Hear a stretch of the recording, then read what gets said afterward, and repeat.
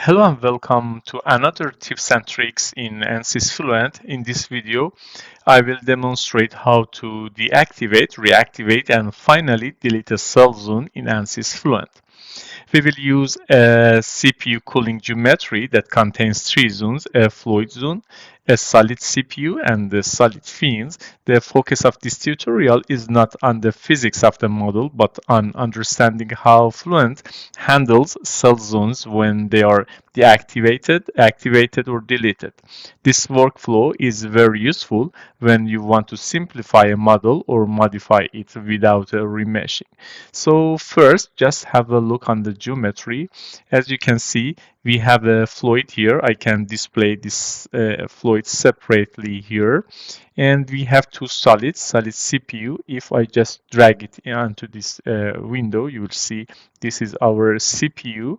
And the solid for cooling, solid fin, I can add also here. So in this tutorial, I'm going to show you how, for example, we can deactivate this CPU solid here. But before that, let's have a quick look on some walls related to this zone, because when we deactivate, this wall also will be deactive. So this is the wall CPU size here. As you can see, I can just display it separately, and we have interior solid, CPU solid. If I move add to this window, you will see this one. So after deactivate this CPU actually, so this green one, which is related to this wall CPU here, will be totally removed. This solid here, as you can see, will finally change to a single wall without the shadow. As you can see here, we have a shadow wall here because this is a surface between these two solid CPU and the fins. So let's look at just how we can deactivate a zone. So again, I will add this fluid, this solid CPU, and these fins here. So to deactivate this zone, actually, you need to go to the domain, and under the zone section, you can use deactivate, and simply you can select your zone here. In this case, it is solid CPU, which is this green one. I can press on deactivate button here, and I can, as you can see here, the solid CPU has been removed, and actually it has been deactivated from the Fluent here.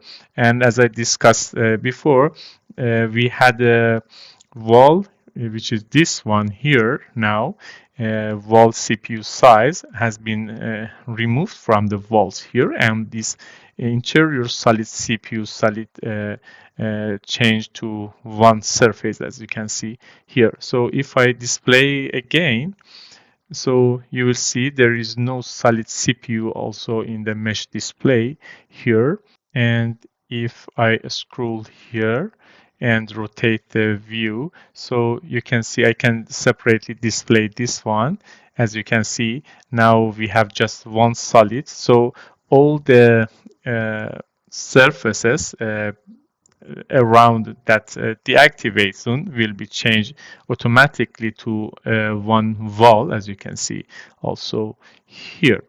So for now, I'm going to activate it again, so I can close this deactivate and then go here and press on activate. As you can see, now this solid CPU is under activate cell zone window, so I can simply click on it and then press on activate. So after a few seconds, we will have this solid CPU here again, so I can add it again here into the actually graphic.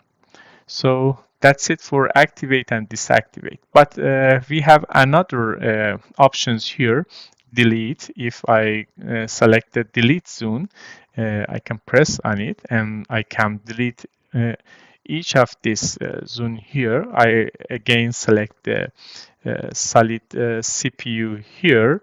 But the thing is, once that zone has been deleted, it cannot be recovered again. So if I press here, it will be deleted from the Fluent, and then there's no option to recover that one. So if I again display my whole geometry, I can select whole, and as you can see, there is no CPU in the actually Fluent, and if I go to activate also, I don't have access to that part.